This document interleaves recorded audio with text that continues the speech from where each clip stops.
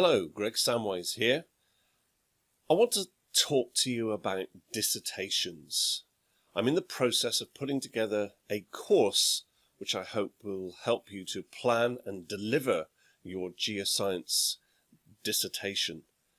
So, what brought me to this point? Well, I have a long, checkered history with dissertations. Like so many, of course, I did a dissertation at university for my degree, and that first attempt at a dissertation was 35 years ago. Now, it turned out okay, but I think that was more by luck than judgment, because I happened to do a couple of innovative things which I think attracted the examiner's attention. So I think for one, as a caver, I went underground and mapped some of the structures from underneath. And I also taught myself how to do sedimentary logging in the field, which is not something we've been taught as part of the degree. So I think that got me through, but I don't really remember completely understanding how to go about it. And that continued really. I mean, once I went on to my PhD, I had similar problems understanding what I was doing, why I was doing it, how I was doing it. And I actually ended up having to resit my PhD viva. So I still hadn't learned the lessons. I really didn't start to learn, I suppose, until I took up my first position as a consultant working for a service company. And then we really started to get under the bonnet of exactly what a study is, what a report is, and exactly what we're trying to communicate, why we're trying to communicate it, and how we communicate it. And that continued throughout my career, right up to the point where I was interviewing people to employ them in that service industry, and realizing that still there was a lot of people coming to us who hadn't really quite understood the purpose of their dissertation.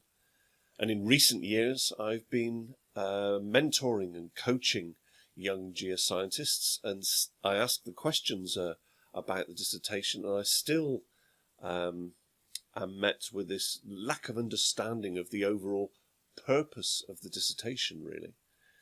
And that's still the case at MSc level as well, having recently examined many dissertations. I still see people struggling to understand why they're doing it and what the value of it is, other than it is something you have to do to complete your degree. So I'm very interested in being quite explicit about what is the point of a dissertation. Why are we actually doing it, and how do we do it, and who are we doing it for? So like all communication, exactly who are we doing the work for? Who do we aim to communicate to? So what is the point of it? I think it's very interesting to consider that it's not just to complete your degree. It's actually your opportunity to demonstrate all of your critical thinking and your problem solving and your organizational and your communication skills. That's the key reason for doing this, to demonstrate it to yourself, to your examiner, to your supervisor, but ultimately then, of course, to prospective employers. So this is showcasing everything that you can do as a problem-solving geoscientist. And I think if people knew that that's what they were doing, if they had a better understanding of that's why they were doing it, then we would be able to look much more closely at how exactly to do it in order to maximize your potential and demonstrate your skills in the most effective way. So what is the point of the dissertation? Why are we doing it? How do you do it? And what are you doing it for? These are all things that we need to get under control before we launch into the dissertation. And it's all about demonstrating the skills. And this is an article from Shannon Hood, recent article about careers and the skills that you need for the sort of careers that geoscientists are entering into. So we need to have those communication, project management, research analysis, and reporting skills. These are the important skills that are going to get you the job. And I realized late in the day, of course, that when we were interviewing people, this is what we were looking for. We're not just looking for domain expertise in a particular geoscientific discipline. Those things amount to nothing if you don't have all of these other skills. So I think we have to be absolutely aware that this is what we're trying to demonstrate with a dissertation. And these are also the skills that you need to successfully complete a dissertation. And yet so many of these skills are not explicitly taught. And this is, I think, a major issue. I've heard people say, oh, by the time they finish their dissertation, they'll have a lot of project management experience. Well, if they've managed to work out for themselves what project management is along the way, then yes, they will. But if they haven't, then in all probability, they're going to make a hash of it and end up having to go through a mitigating circumstances discussion in order to finally get their degree. So I think there's a lot more we can proactively do to define the skills that are required to complete a dissertation, and the fact that the dissertation is a demonstration that you have those skills. And I would add critical thinking and learning to that list. Critical thinking captures all of the scientific reasoning and the logical argumentation. They're the things that are built into that analytical skill. So understanding what critical thinking is and our need for critical thinking. So many employers now say we need critical thinkers, but what is critical thinking? It's something you need to understand and how it fits in to your skill set. And learning, of course, is another fundamental. Obviously, we're doing a degree, we're doing a postgraduate degree. We are there to learn, but how many of us have actually been taught to learn? We're told to learn, we're expected to learn, and we're tested on whether we have learned. But how many of us have actually been taught to learn? And again, it's one of those things, well, you must be able to learn, you're here at university. But I went through a process in the 90s teaching a course in a university, and I started introducing various things like mind mapping and causal link diagrams and systems thinking and so on. And the guys in the class just didn't know what I was talking about. And once they understood this stuff, they thought, great, this is really useful. Can I bring my friend along to this course? Because I've talked to them about it, and they'd love to learn about it too. So I think there's an awful lot of this stuff that we should be explicitly teaching and making clear that that's what we are in the process of learning when we do a degree. It's an opportunity for you to prove that you can think for yourself, that you can actually organize your thinking, organize your project and solve the problems and communicate the results to whoever's reading your report at the end of the day. And as I've mentioned already, it's tied to critical thinking, a definition of which is the process of actively and skillfully conceptualizing, applying, analyzing, synthesizing and evaluating information to reach an answer or conclusion. That sounds pretty much like a dissertation to me. So that's what a dissertation is. It's an opportunity to develop those skills and then demonstrate that you have those skills and that you can think for yourself. And one of the big steps for me in recent years in beginning to really get under the bonnet of this whole thinking process is understanding more about cognition and metacognition. And I've been testing this out recently with some guys that I've been mentoring and helping with their dissertations, and they don't really know what these things are. They don't really think about how they think. They're not thinking in terms of how they are developing their thinking skills and how to develop their thinking skills.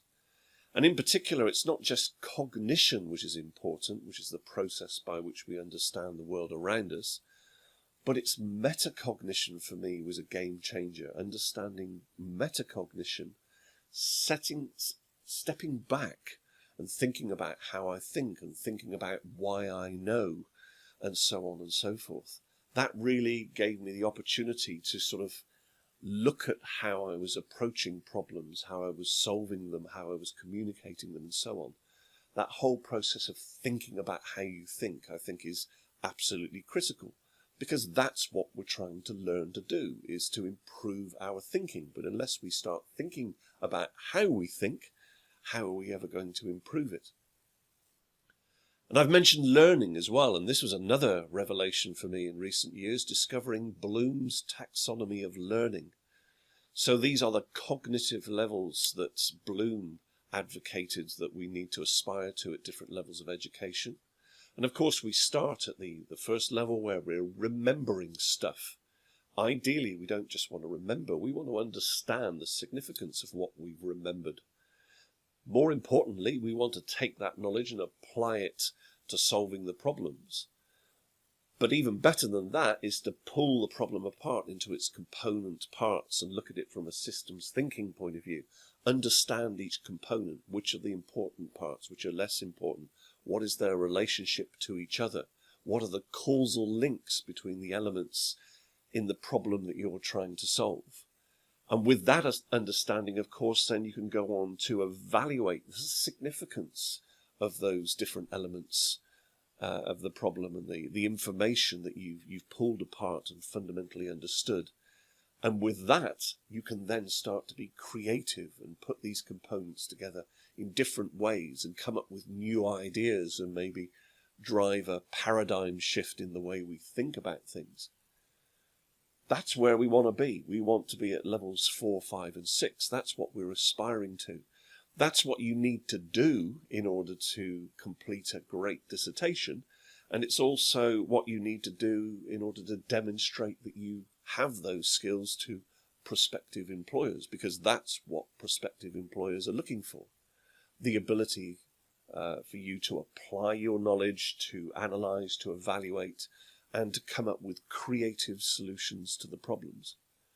And in order to do this, we have to learn. We have to learn how to learn. We have to be taught how to learn if we haven't learned already. And we need to take a metacognitive view of this. So sit back and ask yourself, how do you learn? Can I improve the way I learn? What do I need to do in different and better ways in order to improve my learning? Because as Alvin Toffler said, that the illiterate of the 21st century will not be those who cannot read and write, but those who cannot unlearn and relearn.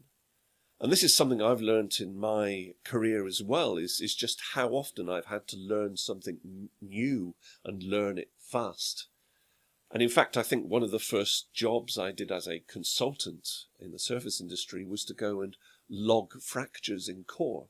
Now, that's something I hadn't ever done, but I had to learn pretty quick so that I could go and do it and then interpret the data. Whereas I came across other people who said, oh, I couldn't possibly work on the Cretaceous sedimentology because my expertise is Jurassic. And you think, oh, what you should have done is learn how to learn about sedimentology, and moving to a different era should be bread and butter if you've learned how to learn. So we can then think of our dissertation and the components of the dissertation in terms of all of the thinking skills.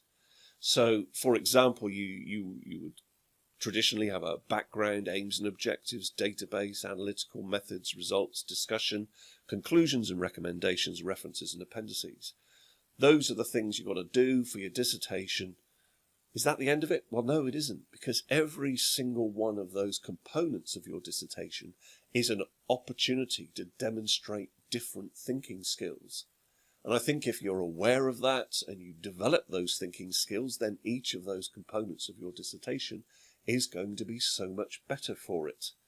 You will turn out a better dissertation, and it will demonstrate, full circle, that you have all of those thinking skills, but only if you step back and realize that that is the purpose, if you like, of each of those steps in the dissertation process. We can mix it up a slightly different way. We can make it a skills focus. So what skills do we actually need to complete a successful dissertation? We need research skills. We need learning and knowledge management skills. We need data management, analytical methods. We need to understand how to describe and document the methodologies and evaluate the uncertainties and the limitations in those methodologies, look at the errors and so on and so forth. And of course, document a select number of those, like your GIS mapping skills or your cross-plotting or your log interpretation or what have you.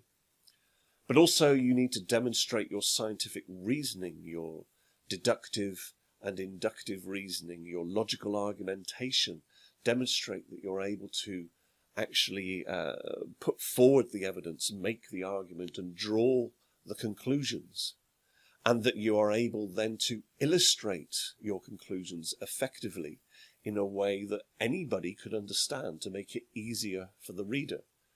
And again, as an external examiner, of course, what I'm looking for is that all of these things have been done that make it easy for me to understand the nature of the problem and to understand the data and its limitations and the methods that have been employed to process the data and the scientific reasoning which has led you to the conclusions, all beautifully illustrated in pretty self-explanatory drawings that don't require me to read reams and reams of text.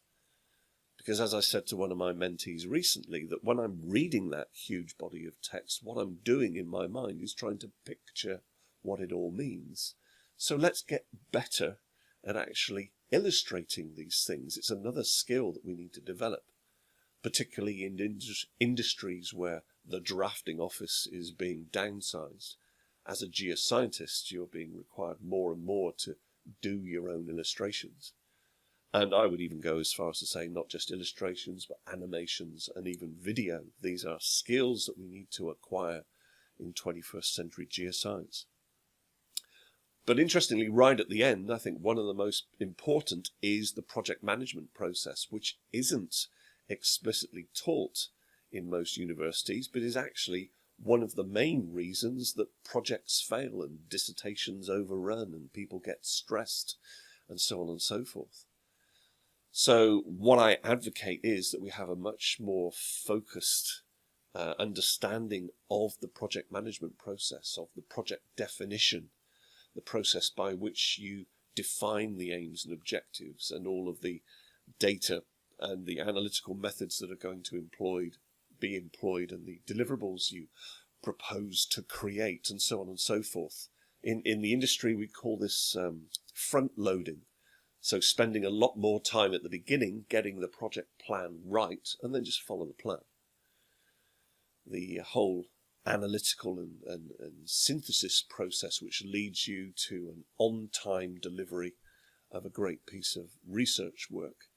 But so often what I've seen, of course, is people are panicking because they've got a deadline. So instead of stopping to think about what they're going to do and why, they leap straight into picking surfaces on seismic or interpreting as many logs as possible. And they keep on doing that until they suddenly realize that they've run out of time and can't write it up properly, and then require an extension, by which time they've immediately lost 20% of the marks, all for the sake of a bit of planning. And part of that is the report planning, and that's part of my project management process, is to actually plan the report at the beginning, so you have the pigeonholes in which to put your data, your methods, your results, your discussion points, and so on and so forth. So you start compiling the report from day one in terms of its structure and its content, and it's something that you finish at the end of the project. It's not something that you start doing a week before the deadline, which I see so many people do. So I think there are a huge list of skills here, and look at those skills. Those are the skills that you need to do a great dissertation, but those are also the skills that you want to clearly demonstrate to prospective employers that you have in your skill set. So this is what I propose to do, is I'm putting together a course covering each of these skills, capturing the fundamentals of each of these skills, giving some examples of each and some templates and so on, in the hope that if we're better prepared, we're front-loaded with our dissertation planning, then we will have a much more enjoyable dissertation process and much less stress at the end. because we can see what needs doing, we can plan it, we can do the right things for the right reasons if we understand what we're doing, why we're doing it, how we're doing it, and who we're doing it for. And one final appeal as an examiner is an examiner, of course, is going to plough through dozens of these dissertations. So that's one very good reason to make it clear and legible and well illustrated, something that's going to put a smile on the reader's face, because I can almost guarantee smiling examiners, unconsciously or otherwise, give better marks. So there you go. It's one of these things, the whole dissertation process is kind of taken for granted. Everybody does it, so everybody must know what's required, so we don't explicitly lay it out, or, to my way of thinking, not sufficiently for people to really grasp what they're doing and why. And that's what I'm proposing to do here. So I would be very interested to know from you guys what you think, whether you think this is worthwhile, whether you would be interested, and please tell your friends and give me some feedback in the comments. Okay, thank you very much for listening, and I hope to see you on a dissertation course in the near future. Bye for now.